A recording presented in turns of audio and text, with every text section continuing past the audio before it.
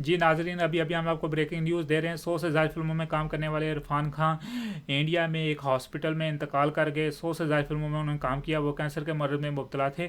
उनको आईसीयू में एडमिट किया गया, लेकिन वहाँ पे उनकी तबीयत जो है ना वो बहाल ना हुई, जिसकी वजह से वो इंतकाल कर गए।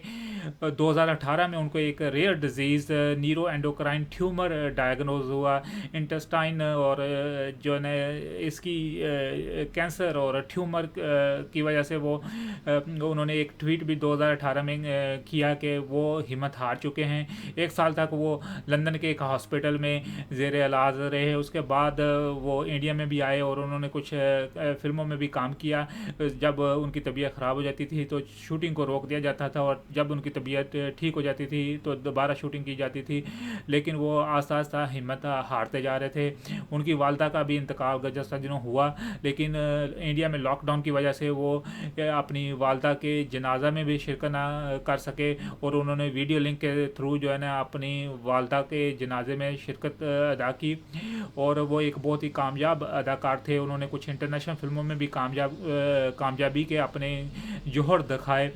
इस सिलसिले में बॉलीवुड और हॉलीवुड के जो फनकार हैं वो उनको ताज़ियत पेश कर रहे हैं। और इंडिया के प्राइम मिनिस्टर नरेंद्र मोदी उन्होंने भी ट्वीट में उनकी जो फनकाराना सलाहियतें हैं उनको एडमिट किया।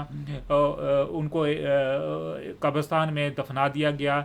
लेकिन क्योंकि इंडिया के अंदर लॉकडाउन, जैसा कि आपको पता है कि इंडिया के अंदर लॉकडाउन है, तो सिर्फ 2 दर्जन अफराद ही उनकी आखिरी रसूमात में शिरकत अदा कर सके।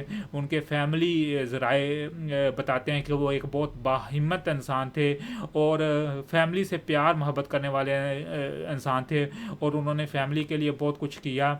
हम आपको एक बार फिर बता रहे हैं कि 100 से ज़्यादा फिल्मों में काम करने वाले इरफान खान अब हम में से नहीं रहे। चलता टीवी और दूसरे हम दुनिया में जितने भी लोग हैं जो चलता टीवी को देखते हैं, उनको हम एक बार फिर बता रहे हैं कि इंडिया में 100 से ज़्यादा फिल्मों में काम करने वाले पूरी दुनिया में प्यार मोहब्बत से देखे जाने वाले अदाकार इरफान खान अब हम में से नहीं रहे। वो इंतकाल कर चुके हैं।